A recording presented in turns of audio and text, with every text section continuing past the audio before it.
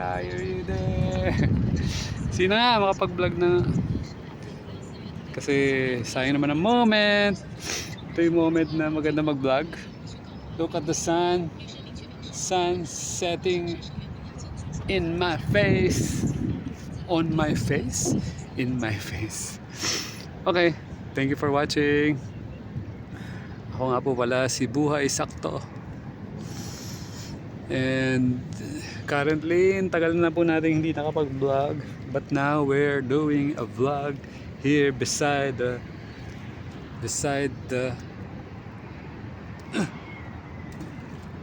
ocean. Ocean. Kita nyo? Hindi nyo kita. Tingnan nyo kung ano yung walk. Yeah. Okay, yan ang proof of life natin. Okay ba ang ating lighting? Thank you, San. Thank you po sa nature. Ang nature po ang ating lighting effect for today. Siguro gawin ko tong vlog na to bilang Thanksgiving to everything that's happened to my life for the past. Wow! Ano na to? Halos half of the year. From January to December. Airplane. Okay, thank you. I'm so thankful sa life. Thankful sa time na to. Nasa harap po tayo ng sunset. Hindi po natin na dual cam. Nasimulan na natin ganito kasi wala nga sa plano eh. Pero okay pa, okay naman. So kayo po aking mga watchers, ba't kayo nanonood sa Buhay Sakto? Ba't kayo nanonood? Siguro sana nakaka-resonate kayo sa title ng vlog natin. Or wala lang, fans ko lang kayo. So ang Buhay Sakto po, ginawa ko tong channel na to mga ilan ba to? 5 years na yata to? 3 years or 5 years ago. Just to remind myself kung ano talaga yung ibubuhay ko sa mundong ibabaw na ito. So ito po ay likha ng aking sariling utak. Ginawa ko tong Buhay Sakto para to define and consistent reminder kung ano na talaga yung buhay na gusto ko. So unang isipin ng tao, ano ibig sabihin ng Buhay Sakto is exact. Hindi siya sobra, hindi siya kulang. Sakto siya, sakto. So ano ba yung sakto? Actually kanya-kanyang gawayan ng definition eh. Kasi yung iba, ewan ko ba, pero importante makuha mo yung sakto kasi hindi mo alam yung mga bagay na iniisip mo, akala mo okay, pero sobra pala. Hindi rin magandang kulang. So, paano mo malalaman yung sakto? Malalaman mo yung sakto when you wake up in the morning happy. Meron ako isang definition dati, alam ko nasabi ko na yun sa vlog. Yung sakto sa akin is meron kang pagkain, hindi ka maubusan ng pagkain hanggang kinabukasan. Hindi ko alam kung i-upgrade ko pa yon. Pero para sa akin ang sakto, happy ako pag meron akong food for tomorrow. Hindi ko kailangan ng food for 10 years. For 20 years. Hindi ko kailangan i-worry ang so much future. Kasi I'm living in the moment, at the moment that nag-enjoy ako sa buhay. So ang moment na yon is yung moment na meron akong bike. Yan, meron akong bike. So nakaka-travel ako, nakakaikot ako ng iba't ibang lugar na hindi ko na pinoproblema ang fare, ang pamasahe. Next is hindi ko pinoproblema masyado ang pagkain kasi napakasimple lang ng pagkain ko. May bago tayong diet pala. Raw till 4. Lahat ng hindi luto kakainin natin bago mag alas 4. Tapos alas 4 pwede ka na kumain ng luto. Grabe, in-apply ko na siya mula kanina. I think mula kahapon pala. So nag-start na ako. Lahat ng mga hindi luto, kumain ako kanina ng mangga, kumain ako ng buko, kumain ako ng lumpiang ubod bago mag alas 4.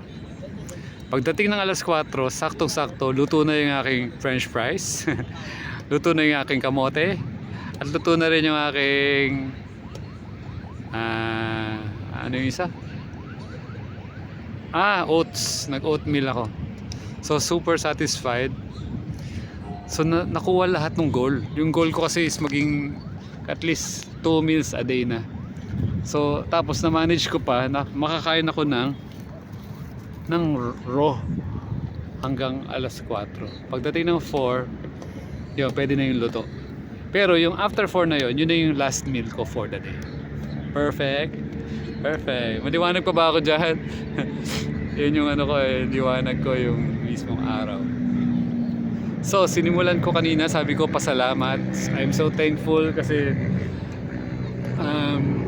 meron tayong simpleng buhay, meron tayong natutulugang bahay, nakakatulog tayo ng maaga, peacefully. Kagabi masarap ang tulog natin, maaga tayo nagising, nagpaaraw din tayo, maaga rin tayo kumain ng buko. So thankful tayo dahil may mga bagay na nangyayari sa buhay natin na sakto, hindi sobra, hindi kulang. So ayan habang bumababa na ang araw, baka kayo may mga naisip din kayong gustong pasalamatan. Kasi nagkaroon na ako ng bagong definition regarding prayer nga pala. Di ba usually marami nagdadasal, lagi na lang nangihingi at kung ano-ano pa. Ngayon ito sarili ko lang definition para sa akin. Ang prayer is pasalamat siya, thanksgiving. So sobrang nagpapasalamat ako sa nature, sa sun, pababa na, sa bike, sa natutulugan ko.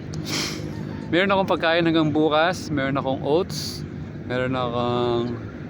may natira pa akong kamote, may natira pa akong saging na latundan, ang taba. Salamat sa mga taong nakapaligid sa akin ngayon. Salamat sa mga friends ko na lagi na lang nagpapasaya sa akin. Ako, dinadagdagan ko yung mga friends ko na yung pwede mong tawagan anytime. Kasi syempre kailangan natin ng kausap. 5 years na tayo na living alone. So para masaya ang life natin, dahil meron tayong friends na natatawagan natin everyday, nakakausap, nakakakwentuhan, at minsan natadalaw. So mag-comment naman kayo dyan kung kayo yung mga friends ko na gusto yung dalawin ko kayo. I'm open. Gusto kong mamasyal. Meron tayong imbitasyon sa Baler. Meron tayong imbitasyon sa Karamoan. Shout out. Meron ba tayong imbitasyon sa Bulacan? Wala ko narinig. Meron ba tayong imbitasyon sa Rizal? Meron ba dyan? Yan. Sabihin nyo lang ako baka naman may interesting dyan. Shout out pala, meron tayong camping sa Astrolikha sa Nadwip, Silang, Cavite.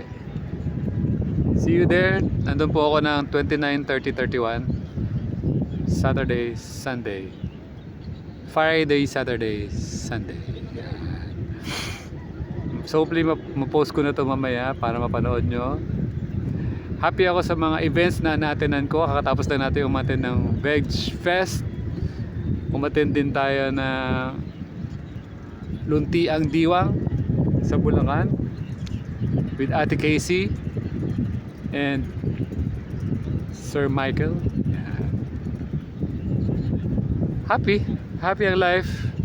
Ito man nakaraang araw, nakastay lang tayo sa bahay, 2 linggo na. Inayos natin, nagpalit tayo ng mga kailangan palitang mga tawag dyan, mga gripo para walang tulo. Thankful din ako kanina, biglang nagkatubig, wala kasing tubig mula kaninang umaga. Bago ako umalis doon sa bahay, may tubig na. I'm thankful sa nanay ko. Wala ako dito kung wala siya. Siya ang nagawa sa akin. Ginawa niya ako nung March 17, 1979. Detalyado yun. Hindi ko nga alam kung umaga o gabi. Pero gabi yun. And ngayon po, tayo po ay 46 years old na nag-enjoy sa buhay. And I'm happy na itong mga tao na nakapaligid sa akin ay nagpapasaya sa akin. Happy lang ang life. Happy life. Enjoying the view of the sunset. And enjoying vlogging. Kahit hindi pa ganun karaming subscriber. Kaya huwag nyo kalimutan mag-subscribe naman kayo. Tapos mag-like, tapos mag-hit the notification bell. Salamat din sa mga bata na meet ko dito kanina. I miss you all. Sana magtuloy-tuloy na kayo sa panonood. Huwag kayong magsasawa, magpa-update. I love you all. Buhay sakto tayo. Malaya, masaya, at payapang buhay sa inyong lahat. 10 seconds pa. Thank you. I love you all. Bye.